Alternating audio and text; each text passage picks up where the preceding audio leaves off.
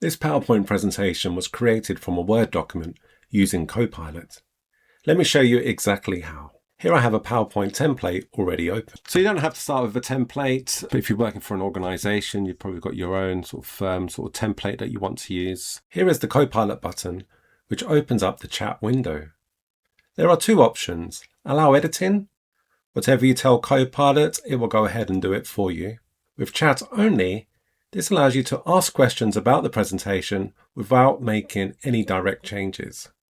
With allow editing selected, I'm going to ask it to create a 10-slide presentation using this document I created earlier. To select the document, I use the / on the keyboard. This allows me to select documents I have access to. These will be on OneDrive. So that's my prompt entered. I could add more information, like who the audience will be, but this will do for now. I think you get the gist. Copilot will take a few minutes to think about it. Then if needed, it will start to ask me follow-up questions. Do I want to reuse this template? Do I want a fresh new style, or do I want to add to the current deck?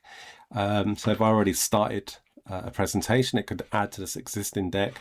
But I'm going to say reuse this template. Depending on the presentation, it can take 5 to 10 minutes to generate the results.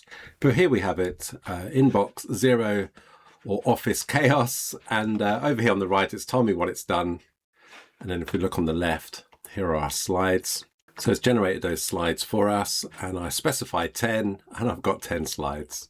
And it's just using that template that I started with. So here we built a full presentation, but if you wanted to, you could sort of ask edit mode to build one slide at a time. If you wanted to change the images, you could tell Copilot that in this edit mode.